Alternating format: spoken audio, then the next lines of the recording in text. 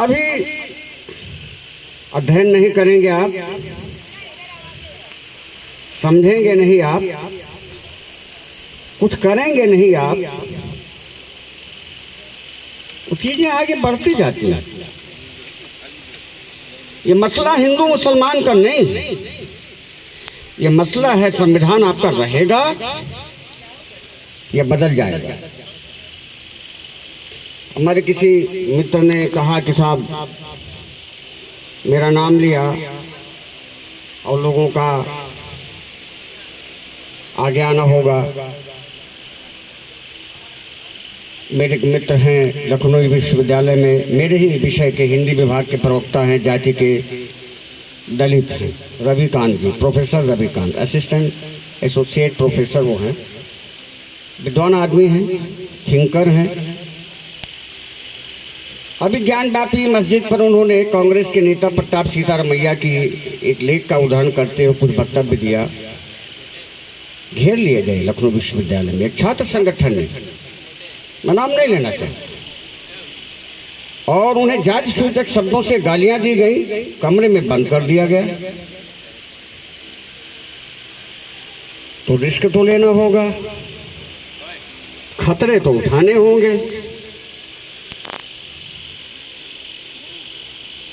और ये जिम्मेदारी अल्पसंख्यक समुदाय की कम है, ये जिम्मेदारी बहुसंख्यक समुदाय की, ये जिम्मेदारी बहुसंख्यक समाज की। आज आप देखें, आप लोग बोर तो नहीं हो रहे, मैं ज्यादा तो नहीं कुछ जा रहा हूं। अभी मुजफ्फरपुर में मुनादी की गई दलित जात के लिए डुग्गी कि अगर ये मेरे कुएं पर या हमारे सबके कुएं पर आएंगे, खेत में आएंगे, रास्ते में आएंगे या धर्मस्थल पर आएंगे, तो इनको 50-50 जूते मारा जाएगा और 5-5 हजार रुपए जुर्माना होगा। और हम आजादी का अमृत पर्व मना रहे हैं। ये क्या है? ऐसे ही है अमृत पर्व। ये इस बात को देखिए सभी को समझना होगा, वो एक विचारधारा है, वो आज की नहीं है, बहुत पहले की है। अब वह सत्ता में है। अब मैं तेजो महालय या ज्ञानवापी या इन सब का संदर्भ नहीं छोड़ना मैं लेना चाहता हूं, क्योंकि उसके लिए हम जैसे लोग जो लिखने पढ़ने वाले लोग हैं, रस्तोगी जी साथ हमारे रहते हैं, ये गवाह हैं, गालियां खाते हैं।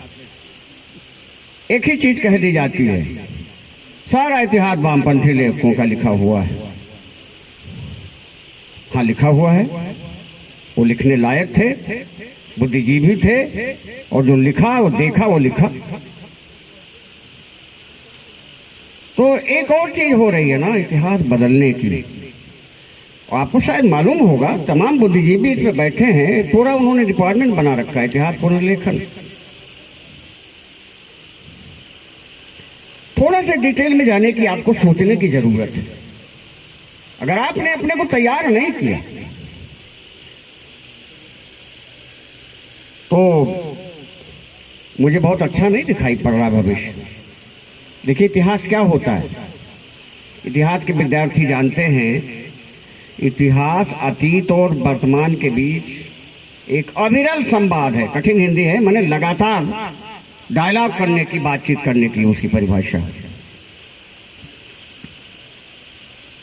मुल्क को आप नहीं बांट रहे हो, मुल्क को दलित नहीं बांट रहा, मुल्क को ओबीसी नहीं बांट रहा, मुल्क को अल्पसंख्यक नहीं बांट रहा। एक विचारधारा है जो हमला कर रही है, वो आज की विचारधारा नहीं है। उस विचारधारा के खिलाफ आपको खड़ा होना होगा। ये हिंदू और मुसलमान की बात नहीं, उस विचारधारा के खिलाफ आप तभी खड़ा हो पाएंगे जब आप पढ़ेंगे,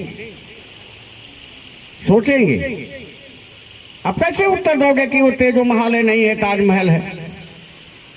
अरे भाई यूट्यूब पर एक आध फुट देख लोगे, ठीक है, किताबें नहीं पढ़ोगे। कितनी गालियां, एक पूरा अभियान है पंडित जवाहरलाल नेहरू को मिटा देने का।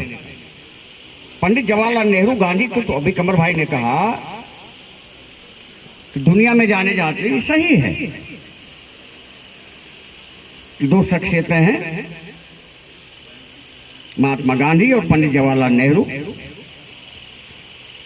और कार्ल मार्क्स के बाद अगर सबसे ज्यादा लिखा गया है तो गांधी जी पर लिखा गया है, नेहरू जी पर लिखा गया है।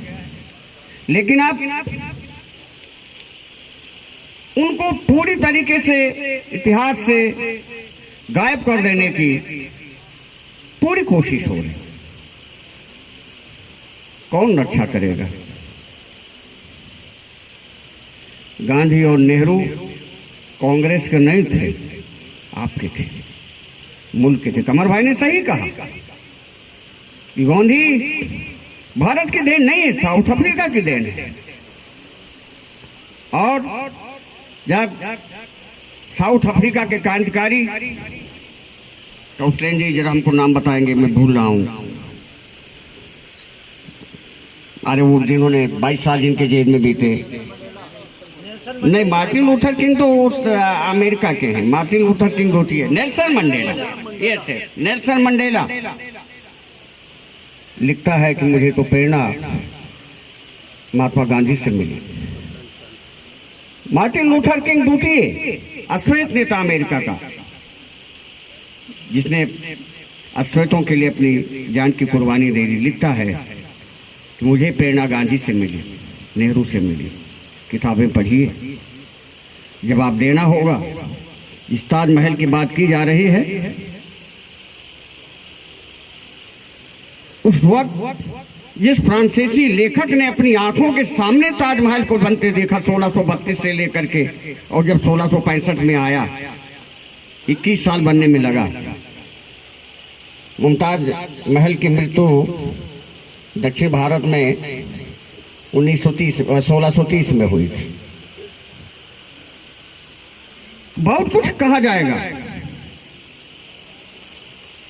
इसलिए जरूरी है संवाद करिए, उठिए बैठिए, बातचीत करिए, घरों में चर्चा करिए,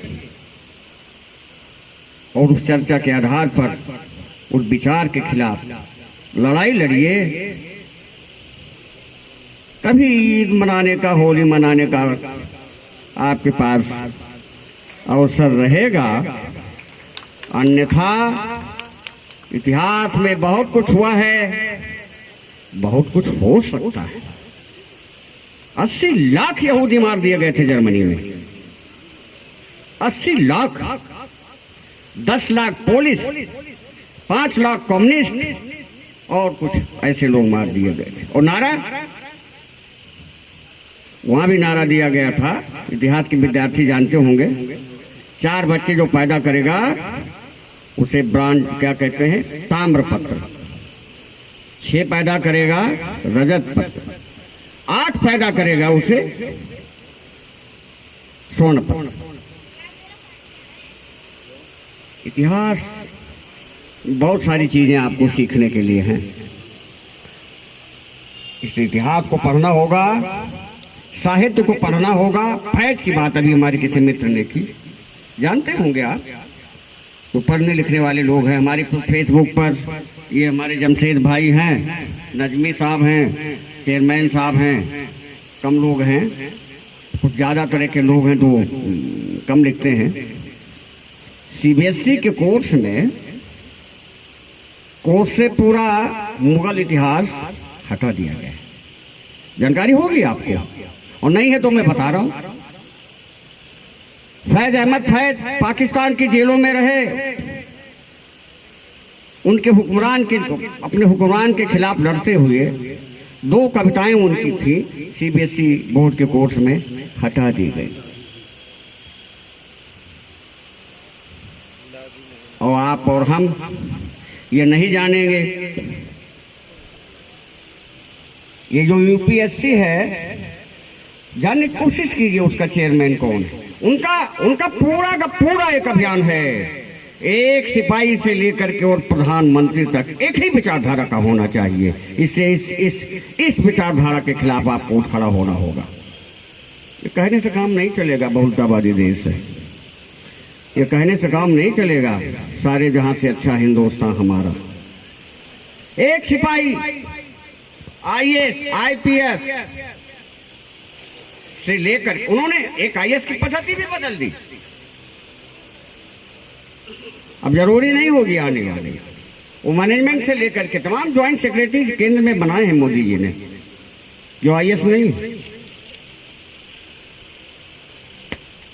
और एक बात आपसे और कहना चाहूंगा, वो ये कहना चाहूंगा कि ठीक है अंधेरा बहुत है, लेकिन अब इस अंधेरे के खिलाफ लड़ना तो है। मशाल तो लेकर के चलना ही पड़ेगा। और आपका तो बहुत शानदार इतिहास है, बहुत शानदार इतिहास। करबला याद करिए, ये मैं नहीं कह रहा, दुनिया मानती है। यहां से मिटा दे इतिहास की किताबों से, विश्व इतिहास से थोड़े मिट जाएगा। फैज को हो किताबों में नहीं पढ़ेंगे, अलग पढ़ेंगे।